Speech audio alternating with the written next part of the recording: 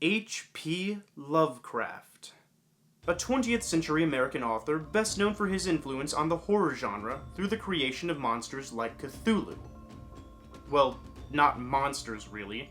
According to Lovecraft's work, Cthulhu is a horrifying cosmic deity in an enormous pantheon of eldritch abominations, each elder god more powerful and cruel than the last, eventually tipping at Azathoth, a monster that sits above space and time at the center of infinity, merely dreaming every god and universe into existence as he partakes in an endless slumber.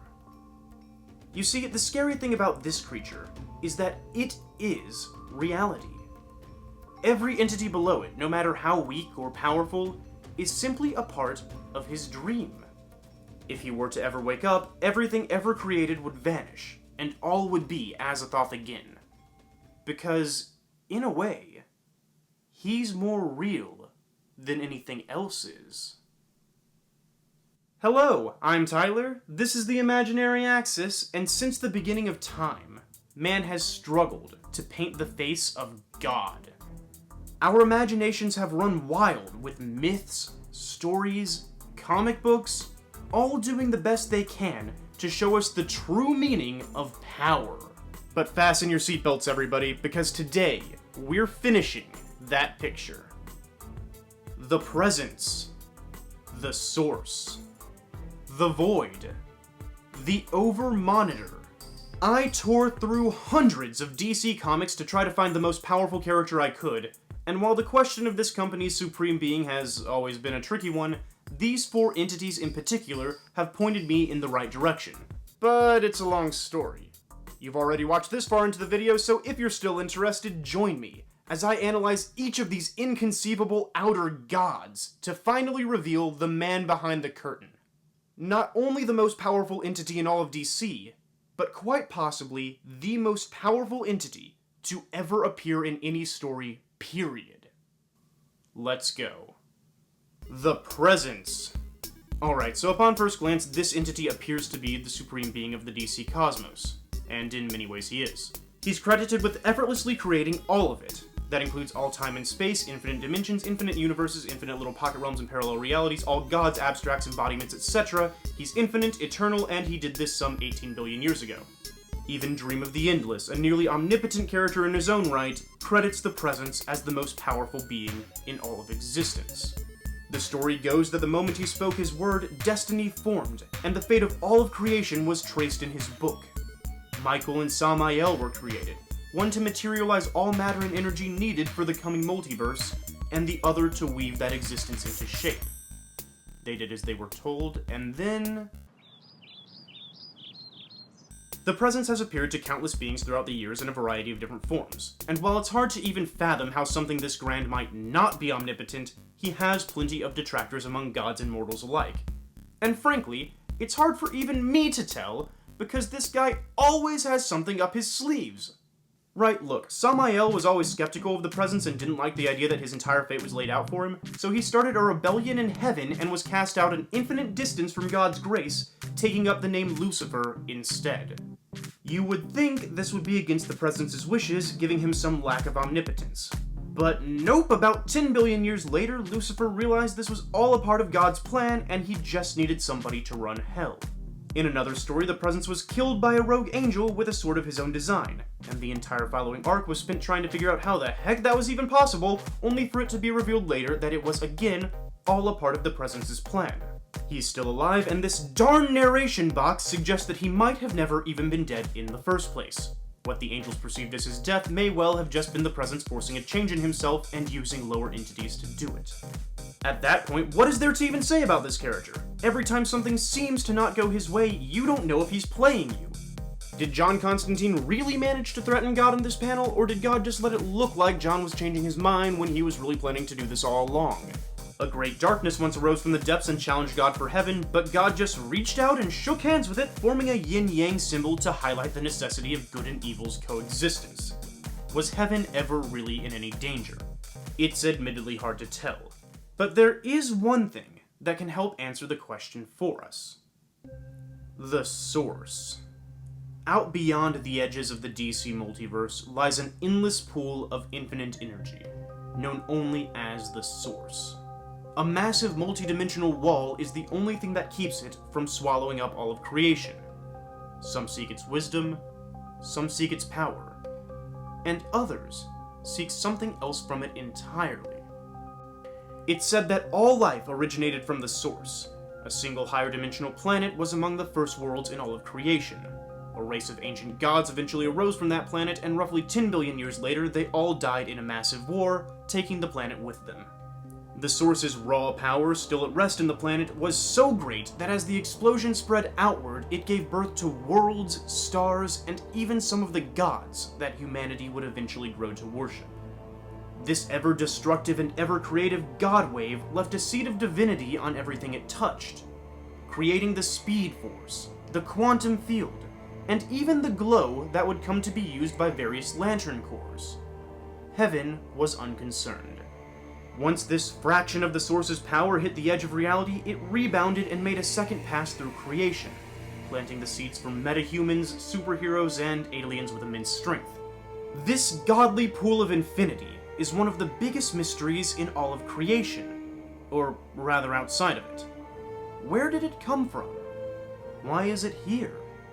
Does it have some level of sentience, and is it truly the source of everything? As it stands, few people have entered the Source, let alone been able to process what they saw while inside. Hal Jordan saw a giant Green Lantern battery, Superman saw all of his friends, family, and memories, Mix's Pitalik even hinting that the hallucination was real and some kind of massive reality warp, and the Flash couldn't even remember what he saw. The Presence and the Source definitely have some level of relation to each other. There's just too much evidence to think otherwise. The most obvious example of this was probably displayed when the Spectre, God's spirit of vengeance, could not find the Presence in heaven and embarked on a journey across creation for him, until he entered the Source itself and felt he was in the presence of God. He didn't really understand what was going on, so the Source basically told him that the nature of God was beyond his understanding, and gave him a brief glimpse into what it was like to be the Almighty. He had a hard time processing it. Scot-free, when approaching the gates of heaven, claimed he could feel the Source resonating from within. And one time, when this jerk, Cronus, became powerful enough to challenge heaven and try to steal God's power, simply latching onto the Almighty caused this scene. I see it. I see it all.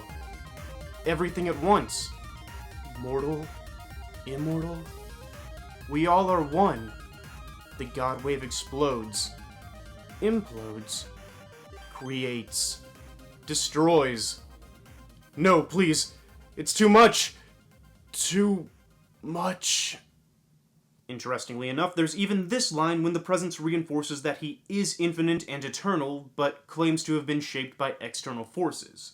Some people were kind enough to ask the writer about this over Twitter, and he claims that God's shape was crafted by the beliefs of sentient beings across the universe. So what did God look like before he took this very definite shape?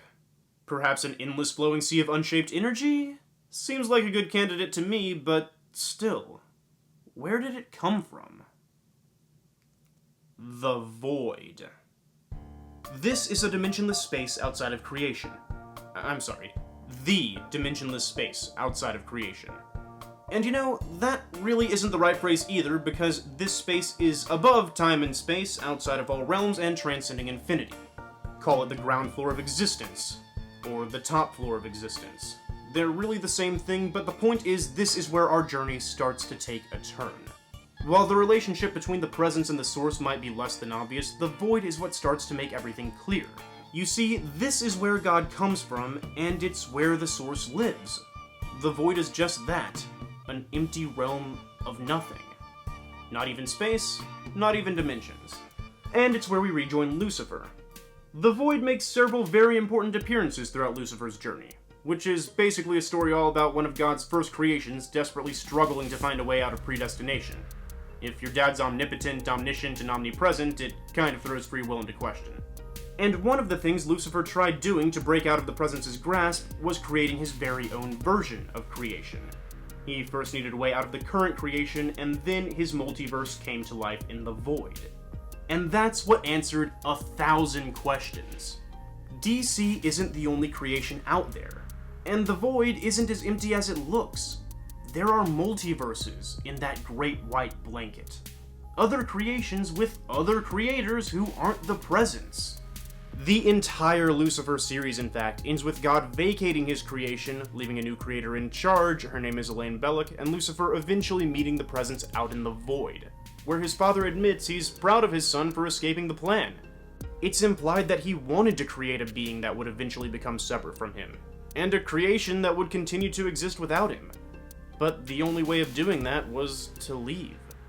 So he does leave, and Lucifer flies out into the white, as we finally determine that even God apparently has his limits. The Overmonitor. Having made it this far in the video, it should come as no surprise to anyone still watching that DC is in a constant state of change and flux. Someone will write a story that makes perfect sense to him or her, and 15 years later it'll be retconned, or added to, or overlooked, or ignored. Or maybe there was a story nobody knew written 15 years before that one, and the two make no sense when paired together, but some nerd on a comic forum or a YouTube channel just has to make them work together, so some big multiversal crisis happens in canon that's meant to fix everything, but just makes comics more confusing to incoming readers. These massive retcon and reboot events are overseen by a race of outer beings who call themselves the Monitors. And these monitors apparently come from a much bigger entity called the Overmonitor, a kind of massive consciousness that encompasses the entirety of the void, and we're back on track again. According to its origin story, the Monitor mind simply always was. It existed in perfect unity until it noticed DC floating like a speck on its surface. Naturally, it sent a probe to investigate, but when that little segment of Monitor mind arrived in creation, it was blinded by experiencing duality for the first time and split into two different beings destined to fight each other. Good and evil. Things get kind of confusing in this part because the Monitors and their kind exist so far above reality that they're really more like living concepts than they are physical beings. They each represent multiple things, and their actions are not always to be interpreted literally. They do things like shape duality and eat stories. They all come from this supposedly omnipotent mind that was still somehow confused to see creation upon it. They come to protect and study the multiverse, but they still feed off of it like vampires. They're present in so many of these massive reboots and retcons, but they also might, in a way, be responsible for them. Their ideas. And that's why this is my theory about the most powerful DC character. The Monitors are representations of the ideas forced upon DC by its writers and fans. The people that step in over and over to reshape and retool the multiverse when something doesn't make sense, or they need to increase market sales, or they just don't like something. The Overmonitor is the collective mind of the writers that keeps sending these little ideas inside to interact with the story, to alter the story. The Monitors want to study the multiverse and want to protect it, but they also feed off of it and drain the stories within. Just like DC's editors and management and fans want to enjoy their comics, but also warp and twist the heck out of continuity to do so. Of course the Overmonitor was shocked to see the DC multiverse popping up on it out of nowhere. The Overmonitor is just a mind. The DC multiverse was a new idea. And it sent probes down to explore that idea, to play with it. It dreamt up a god that created the multiverse. It dreamt up stories about all the characters in the multiverse and the adventures they would go on. The source that flows out there in the Overmonitor's being is a representation of imagination. The literal source that all these comic book characters come from. It probably helps that the man responsible for writing this cosmology is himself very fond of exploring the blurry line between reality and fiction, the imaginary axis. While in several interviews he's been quoted as referring to the Overmonitor as the canvas the artist draws on, the blank page that every comic inevitably takes place on, where our ideas come to life. God, the mind of God, filled with infinite little bubbles of ideas outside of which none of these concepts even really exist. And somewhere out there, you'll find the Marvel multiverse, the Archie Multiverse, Nintendo, Dragon Ball, every sitcom you've ever watched, and every minor fantasy that's ever passed through your head. Some have an omnipotent god in control of them, and some don't, and you can craft any story you want, paint the most majestic scenery ever, spend 20 years reading comic books, and compose an entire video dedicated to finding the most powerful character in a franchise you enjoy, but at the end of the day, it's all still a fantasy. Very real in the second dimension, but ultimately a dream. And we look down on them the same way any god might look down on us, knowing you're more real than they are.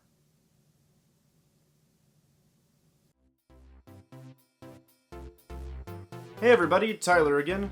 I know today's content was a little bit different than usual. I'm trying out some new stuff and I hope you enjoyed it. We'll probably be back to a less huge theory in the next episode. But if you did enjoy this one, boy have I got some good news for you. I recently had the opportunity to interview Holly Black, one of the latest writers for Lucifer at DC and Vertigo. Follow me over to my other channel where I talk with Holly about the theory we discussed here and just the general runnings of the DC cosmos. There should be a link on screen right now. Learn what it's like to write for DC. Learn what it's like to write the devil. Oh yeah, and I probably undersold this, but again, I do have a second channel now, and you should subscribe to that one, because I'm going to be posting fun stuff that just doesn't really fit on this channel. It's not really a personal channel, but think of it more as a channel for segments.